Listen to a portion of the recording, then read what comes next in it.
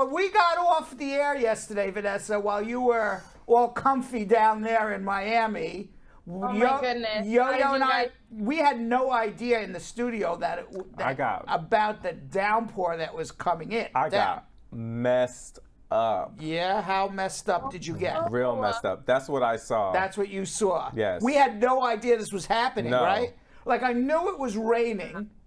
This is what I saw. I knew it was raining, and I said, oh, I should take an umbrella with me. Right. But how did you get home last night, Yo-Yo? Hours later. Hours? Yes. How many hours did it take you? It took me 2.5 hours. You couldn't get in the subway, right? No. So how did you get home? There were no taxis, Ubers, no Ubers. So we were just waiting. I walked some parts. I didn't tell you guys all the stuff. I almost didn't come today because I was like... You walked in the rain? Yeah. For how long? A good amount of time. Like, what's a good amount of time? Because it was raining. It was raining hard yesterday. It was bad. Oh my goodness. Yeah, I meant to ask you guys earlier. It was bad. I had an umbrella and I walked home. I had an umbrella. No Ubers, no buses, no trains. How did you get home? You didn't walk all the way to Harlem in that rain. You did not walk all the way to Harlem in that rain. I walked most of the way. You walked most of the way in the rain. Downtown and Midtown, the trains we couldn't get on, so I had to get on like different trains, look for what trains were running, what weren't. Were there a lot of people walking? Everybody was. There were cars in the middle of the street. It looked like The Walking Dead. People just left their cars. An apocalypse. Yeah. People comparing it to an apocalypse. Now, New York declared a state of emergency. Oh, man. Over 36 people have died in 4 states. New York, New Jersey, Pennsylvania, Maryland, including a 2-year-old boy and his grandparents who drowned in a basement apartment in Queens. 8 people died in the city after becoming trapped in a flooded basement apartments. 1 person was killed after getting caught in flash floods in Westchester. 8 died in New Jersey, including 4 found in the same apartment complex. And we may find more dead, unfortunately, as the night goes on tonight. Jeez. Almost all the city subway lines Yo-Yo discovered were flooded. Mayor de Blasio said on Twitter, we're enduring a historic weather event.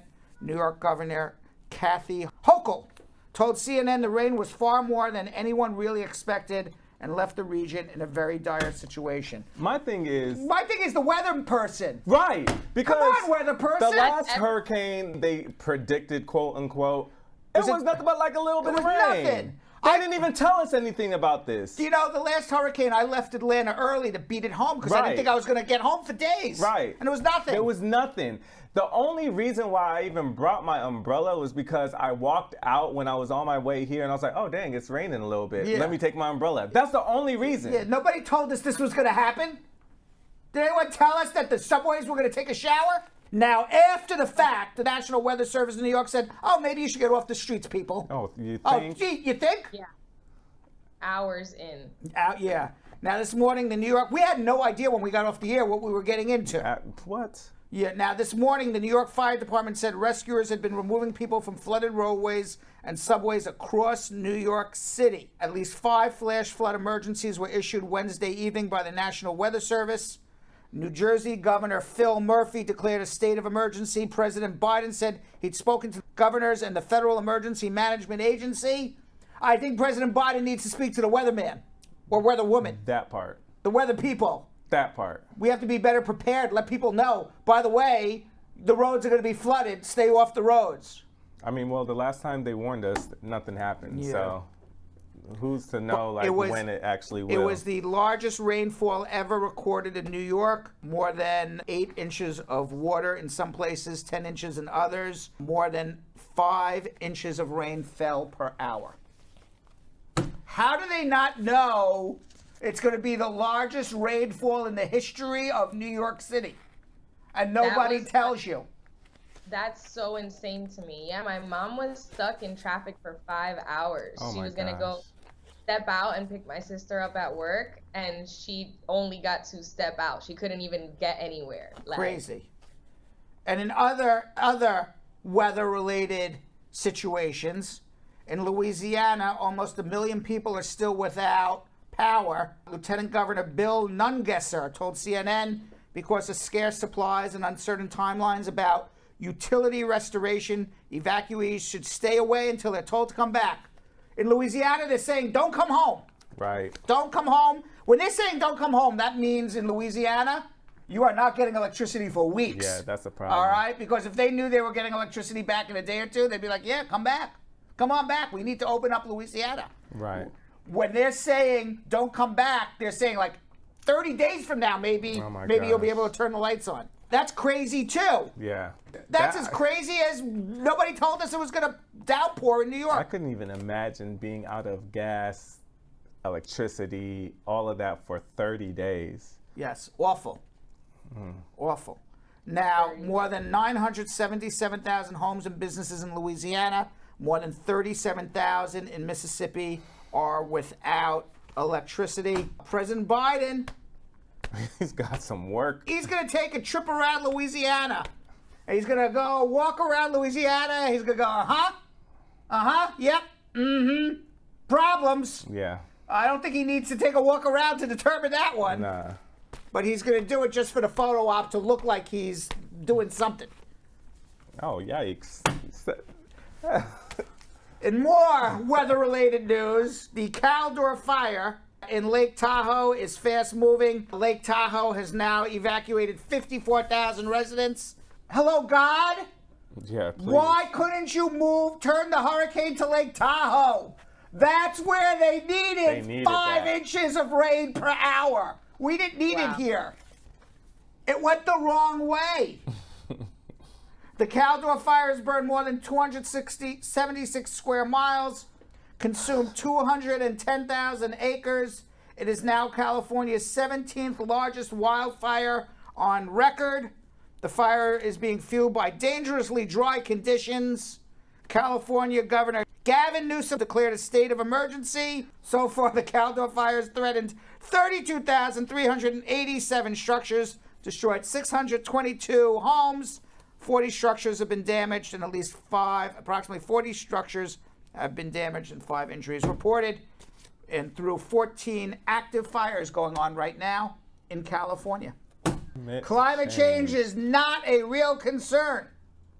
According to global data released early this month by the National Center for Environmental Information, they give out information on the environment. That's why they're called the National Center for Environmental Information. July 2021 has earned the unenviable distinction as the world's hottest month ever. Ever. You ever been like, you ever see like, wow, this is the hottest ever, and you think people are exaggerating? It actually was. It actually was the hottest ever. Why am I screaming? Maybe somebody will listen. We all, something's got to happen here with this climate. Give. All right? I mean, New York City, people walking around like zombies. It's like apocalypse. It's scary. Right? California's on fire. Louisiana's got no electricity for a month. It's scary. Scary times, What do you think's next is going to happen? Vanessa, prediction. What's the next thing that's going to happen? No, are you kidding? You know how many times we've joked around about things and zombie apocalypses, and then we were in quarantine for an entire year, and then I ain't even trying to play with it. I'm not predicting anything. Right. Next question. I plead the fifth. All right. Well, obviously, you know, we haven't seen the last. My belief. Oh, don't say the last of the murder hornets. Oh. Okay, well, I'm expecting an infestation of murder hornets. Oh, no. They come and they swarm you and literally kill you. Everyone will have to stay inside from the bees. What do you think? I hope that doesn't happen. Yeah. But everyone's warning about the murder hornets. Like, I'm expecting murder hornets. Weren't they talking about this like years ago? Yeah, but I'm still expecting them at any day. I actually thought though that was supposed to, because I remember years ago they were talking about that, and I was like, because I hate birds, but I'm terrified of bees. Not the birds and the bees to put together, but. Well, when the murder hornets come, we're gonna play this back, and we're gonna say, I predicted it. And if the murder hornets never come, we're gonna bury this show. Nobody will ever see it again. And if they come, you won't be seeing me here because I am at home, not moving. Meanwhile, on Monday, because President Biden's got to do something, Secretary Xavier Becerra said the U.S. Department of Health and Human Services, they are going to establish an office to address climate change. They're going to rent a space, put some desks in there. They're going to turn the lights on. People are going to go to the office there. They now have an office for climate change. There you go. There you go. So I think everything will be okay now because they have an office for climate change. I mean, come on, man. That's all you got to announce is you open up an office for climate change? When are we going to do something? I mean, it's better than what Trump was saying, where he was saying that there is no such thing. So at least they're, I'm looking at the optimistic thing. At least they're making, things happen. This is better than denying that there is climate change. At least that's from me. Can you imagine in the Oval Office, President Biden, New York City's underwater, Louisiana, there's no electricity. California's on fire. What should we do? Let's open an office. I think that's a great place to start, Mr. President. That's a great idea. I'll make the announcement. We're opening an office. Give me a break. Give me a break. And another trifling news. It's not even ridiculous. It's trifling.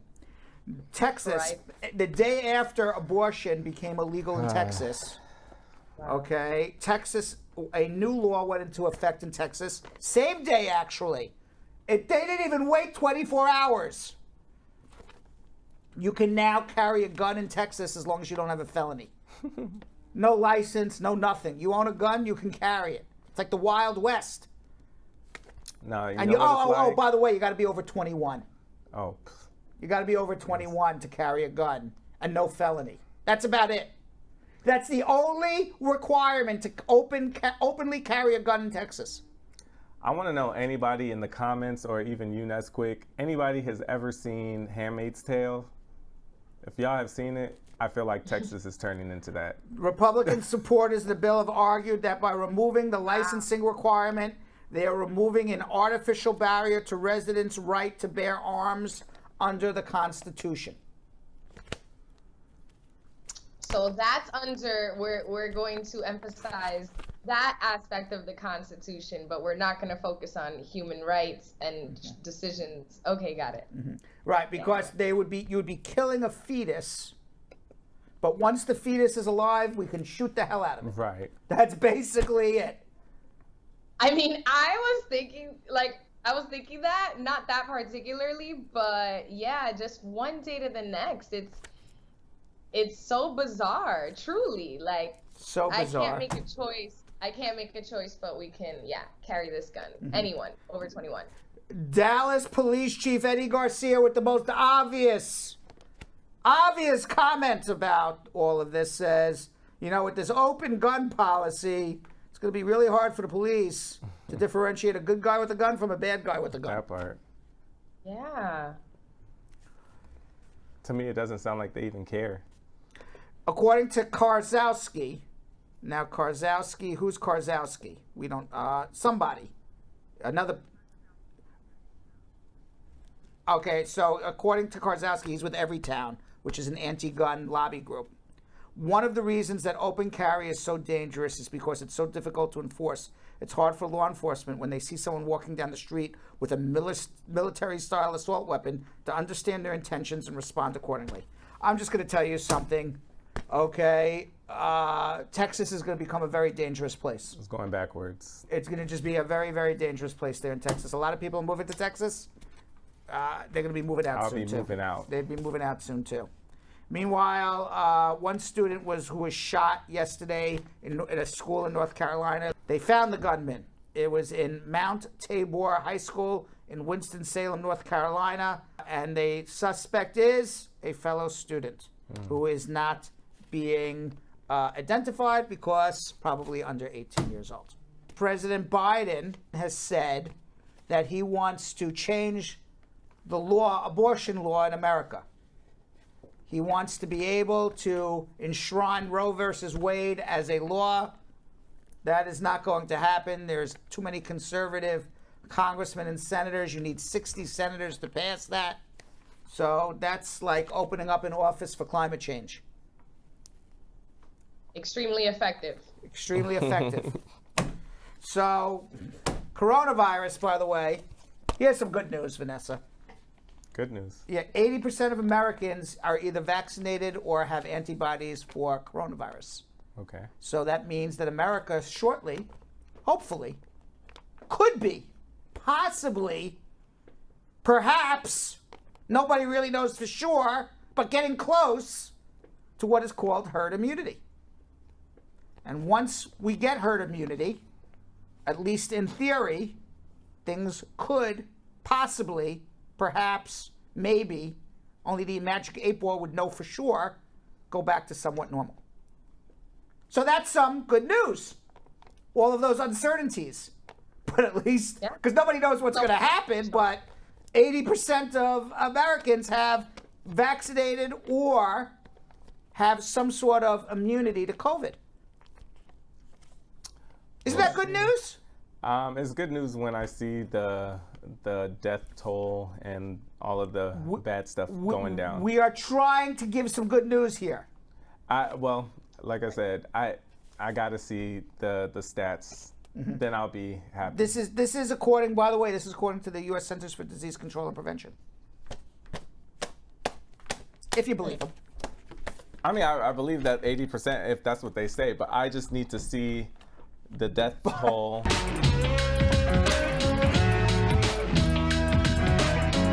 All right, a Serbian hermit who lives in a cave. He found out recently about COVID. He went and got vaccinated. I don't know why he needed to get vaccinated. He lives in a cave. He's not coming. He's a hermit. He doesn't come into contact with anybody. But he decided he was going to get vaccinated anyway. Panta Petrovic, here he is. 70 years old, discovered there was a pandemic only recently when he ventured out of his cave and visited the nearby town of Pirot, despite choosing social distancing as a way of life. Petrovic got the jab as soon as COVID-19 vaccines became available. He says he doesn't understand the fuss some vaccine skeptics make and underlined that he believes in a process that aims to eradicate disease. I want to get all 3 doses, including the extra one. I urge every citizen to get vaccinated. Now, that is a great spokesperson for vaccination.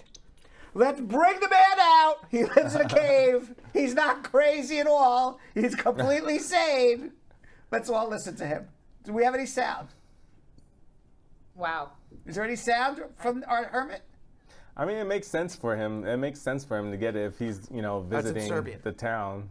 So, and people are over there. Actually, if he's visiting the town, I mean, right. And now there are people that are interviewing him. So that means camera guys, producers that are all in his cave. I just think, why are they parading this guy out as the guy that we should all listen to get vaccinated?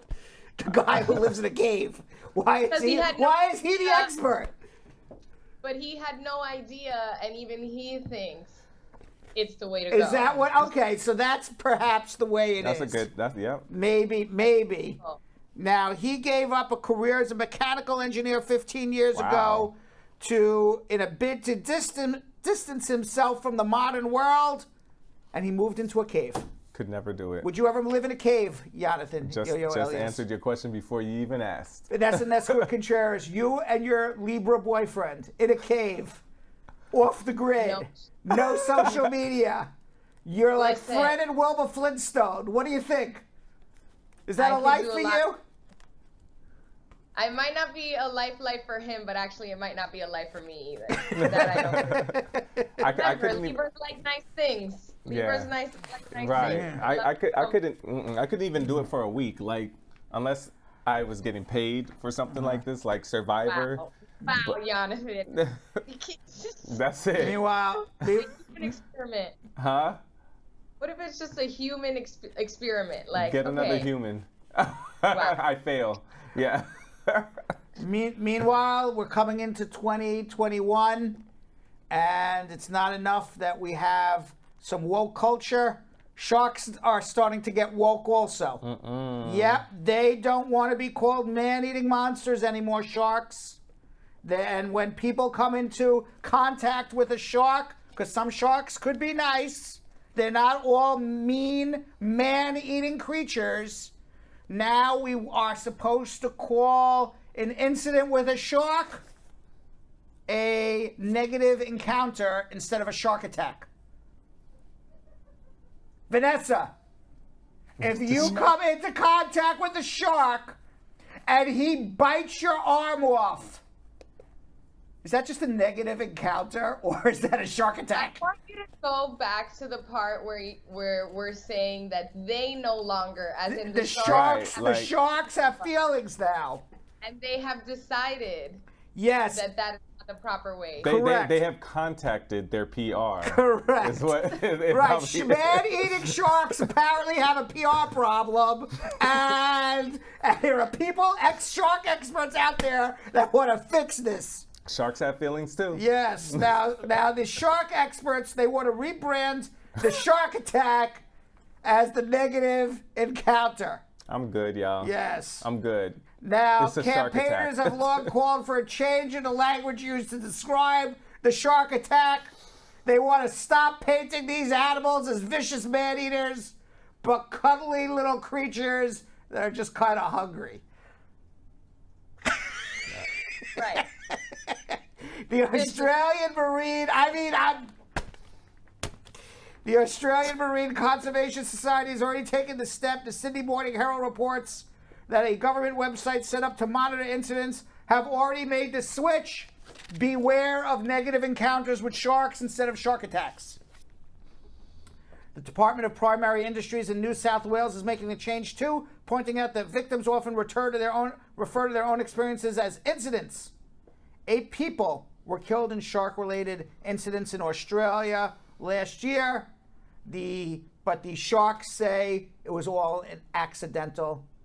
They didn't really mean to do anything. How many people were killed by fishies, and how many by whales? How many by squids? I don't know, but the sharks say the sharks say it was all accidental. It was like a fender bender. They didn't know. They weren't looking. They weren't watching. It's just a negative encounter. This new generation of sharks is something else. That's what I tell you. Because I know the sharks in the 70s, the Jaws would say something different. Yeah, they were tougher. Right? They were tougher. They owned up to their bad vibes. That's right. They would jump on Roy Scheider's boat and try to eat him. Yeah, and not care. Right. This new generation of sharks. Exactly. It's just all the conversation. All this awareness. Can you imagine? Can you imagine that this is what people think about? And this made the news? Isn't that wacky? It is. I think Joe Biden needs to start an office of negative encounters for sharks. I think he should open up an office in the U.S. government, negative shark encounter office. Yeah. Put it right next to the climate change office. Carol Anderson, the tiger, says, I will never be in contact with a shark.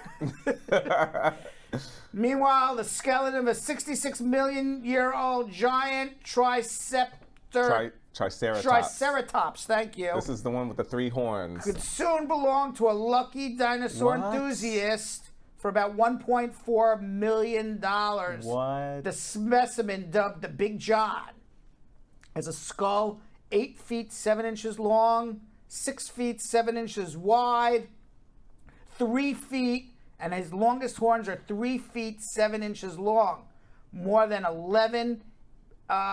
30 centimeters wide, which is 11.8 inches wide at the base, almost a foot long at the base. The dinosaur lived in Laramidia, an island continent which stretched from present-day Alaska to Mexico. Wow. What Laramidia? I missed that on the map. Well, that was before the map. That was pre-map. This was pre-map? Yes. I don't think. What's this Lord of the Rings for? I don't think people were actually making maps while dinosaurs were on. Doesn't it sound like Laramidia is from like Lord of the Rings? It does. Yes, we will go to Laramidia and we will conquer it. Right. This is actually like amazing to me. I've always been like between Greek gods and goddesses and dinosaurs. I've always been fascinated growing up. So this is like awesome to me. This is real. By the way, do you want to know why the dinosaurs don't exist anymore? They got soft. Okay, they started saying, hey, We're not having dinosaur attacks on the humanoids anymore. It's just a negative encounter. We're really more fuzzy than we are anything else. They got soft and they became extinct. Listen up, sharks, right? Right. Okay, listen up, sharks. Take notes from the dinosaurs. From your ancestors. New research is shedding light on how the Stonehenge monument in southern England has remained standing since it was erected roughly 5,000 years ago. Researchers from the University of Brighton have determined that it was constructed really well. Yeah. That is what they have figured out, how it has stood up for 5,000 years.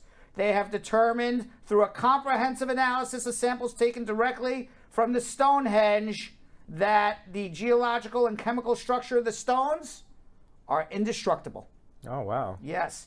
During a restoration program at Stonehenge in the 1950s, a stonecutter named Robert Phillips managed to retrieve a cylindrical core sample of one of the stones measuring about 3 feet long. Phillips brought the souvenir back with him to the United States and was in possession of it for several decades until he provided the material for research in 2018. Professor David Nash, a co-author of the study, said in a statement, "It is extremely rare as a scientist you get the chance to work on samples of such national and international importance. They have determined the Stonehenge stones are indestructible." Researchers said CAT scanning, X-rays, microscopic analysis, and other techniques, and discovered that the sarsens, the massive boulders that make up the monument, are composed of sand-sized quartz grains that are cemented tightly together by an interlocking mosaic of quartz crystals. That's how they determined it is indestructible.